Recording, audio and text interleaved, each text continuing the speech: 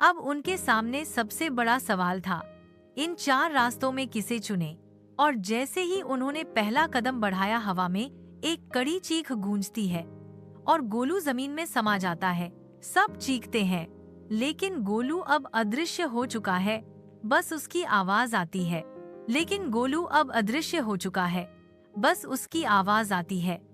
मैं ठीक हूँ, पर ये जगह हमें सोचने नहीं देती। ये हमारे दिल की सच्चाई को खुद उजागर करती है।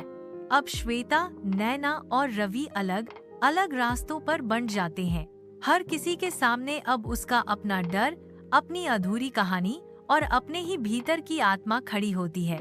नैना को अपनी माँ की आत्मा मिलती है, जो बचपन में खो गई थी, और कहती है, तेरा प्रेम तुझसे सब छीन लेगा, क्या फिर भी प्रेम करेगी। श्वेता को अपनी जुड़वा बहन तो की आत्मा दिखती है, जो बचपन में जलकर मर गई थी। और रवि के सामने उसका खुद का भूत खड़ा होता है, जो कहता है, मैं वो रवि हूँ जो नैना से झूठ बोलता रहा। क्या तू अब भी मुझे बचा सकेगा। हर मोड़ पर सस्पेंस और गहराता है। कोई नहीं जानता क्या सच है, क्या सपना, और कौन जीवित है। अंत में जब सब वापस मिलते हैं, तब उन्हें एक कांच की दीवार मिलती है, जिसके पीछे सावित्री का असली रूप दिखता है। आधा चेहरा जला हुआ, आधा मासूम, और हाथ में एक नवजात शिशु की राख। वह कहती है, तुम सब मेरे खेल का हिस्सा हो, लेकिन अब अंत का वचन निभाओ। एक को जिंदा लौटना है, बाकी को यहीं रह जाना होगा। अब आखिरी निर्णय नैना को लेना है। क्या वह रवि को बचाकर बाहर निकलेगी, या खुद रुककर बाकी सबको जीवन देगी। हवेली की गहराइयों में बंद दरवाजे के पीछे वो खेल शुरू हुआ था। जिंदगी और मौत से आगे था एक आत्मा का सौदा। सावित्री अब पूरी ताकत में थी, और वो चाहती थी सिर्फ एक चीज, माँ बनने की अधूरी भावना को पूरा करना। नैना, श्वेता और रवि अब एक ऐसे दायरे में थे जहाँ कोई समय नहीं था, कोई जगह नहीं, सिर्फ मन और आत्मा के डरावने प्रतिबिंब। गोलू, जो गायब हो चुका था, अब हवेली की दीवारों से बातें कर रहा था।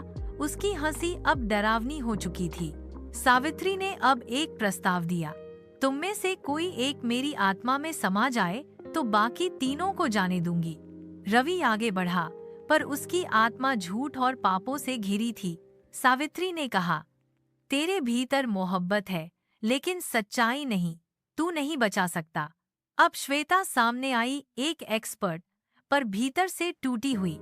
तू मेरी तरह अधूरी बहन है, पर तू मुझे समझ नहीं पाई। तेरा ज्ञान तेरे भय को नहीं मिटा सका। अब बारी थी नैना की। सावित्री ने पूछा, तू किसे बचाना चाहती है, रवि को या खुद को। नैना ने आंखें बंद की और कहा, मैं खुद को भूलकर किसी को बचा ही नहीं सकती, लेकिन अगर मैं एक माँ को उसका बच्चा दे सकूं, तो मेरा प्रेम भी अधूरा नहीं रहेगा। और उसने आगे बढ़कर उस राख से भरे कपड़े को छू लिया। तेज चीख, हवेली हिलने लगी। नैना के शरीर से रोशनी निकली और वो बेहोश हो गई। सबको लगा अब वो मर गई, पर तभी हवेली की फर्श से हल्की धूप निकली पहली बार, और सावित्री की आत्मा मुस्कुराई, मेरे बच्चे को माँ मिल गई, अब मुझे मुक्ति है। नैना की आंखें खुली, पर उसकी आंखों में अब एक माँ की शांति थी। वो जिंदा थी, पर अब उसमें सावित्री की करुणा भी थी।